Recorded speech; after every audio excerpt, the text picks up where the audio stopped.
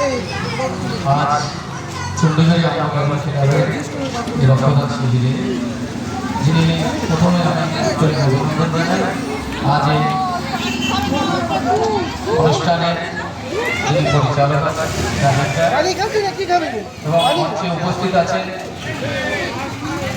আমার অত্যন্ত প্রিয় এবং পরিচিত উত্তর চব্বিশ পরগনা জেলা পরিষদের অধ্যক্ষ পদ যিনি হোল্ড করছেন, যিনি দক্ষতার সঙ্গে উত্তর চব্বিশ পরগনা জেলা পরিষদের অধ্যক্ষ পদ তিনি পরিচালনা করেন, শ্রদ্ধেয় আরশাদুজ্জামান দাদা, তাকেও আন্তরিক অভিনন্দন শুভেচ্ছা জানাই, তার দীর্ঘায়ু এবং সুস্থতা কামনা করি। এবং মঞ্চে আরও যারা উপস্থিত আছেন সকলকেই শ্রদ্ধা এবং বিশেষ করে আজকে যাদের উপস্থিতি, যারা না হলে এই অনুষ্ঠানটা, এই ব্লাড ডোনেশন ক্যাম্প,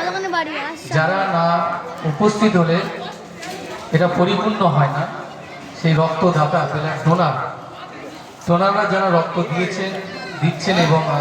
পরবর্তীতে দেবেন, সকলকে আমার পক্ষ থেকে,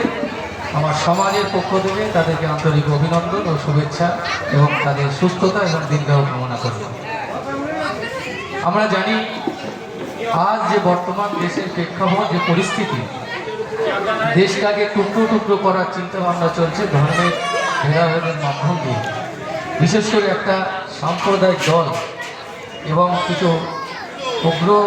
সাম্প্রদায়িক সংগঠন যারা আছে এই দেশকে ধর্মের মাধ্যম দিয়ে ভেদাভেদ করে সমাজে অস্থিরতা তৈরি করার চেষ্টা করছে।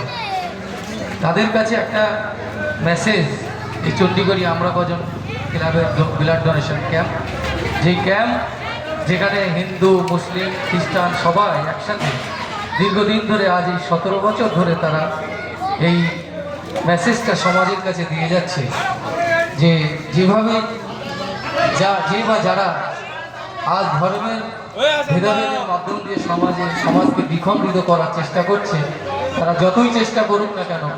আমরা হিন্দু, মুসলিম, খ্রিস্টান শান্তির সঙ্গে, সম্প্রীতির সঙ্গে, সাম্প্রদায়িকতাকে ঊর্ধ্বে রেখে আমরা হিন্দু মুসলিম যেমন ইতিপূর্বে ভারতবর্ষে একসাথে বসবাস করেছি, একে অপরের দুঃখে সুখ দুঃখে আমরা একে অপরের সঙ্গে মিলেমিশে চলেছি, আজীবন আমরা এই ভারতবর্ষের হিন্দু মুসলিম সম্প্রদায়ের সমস্ত সম্প্রদায়ের মানুষ আমরা একসাথে চলব, সেই মেসেজ এই চণ্ডীগড়ি আমরা কজন ক্লাবের রক্তদান শিবির থেকে প্রত্যেক বছর দেওয়া হয়। সেজন্য আমি এই ক্লাব কর্তৃপক্ষ, ক্লাব সংগঠনকে আমি আমার আন্তরিকভাবে অভিনন্দন, শুভেচ্ছা এবং তাদের এই কর্মকাণ্ডগুলি যাতে আরও দীর্ঘ হয় এবং তারা দীর্ঘদিন ধরে এই কাজ করে যান সেই অনুরোধ রেখে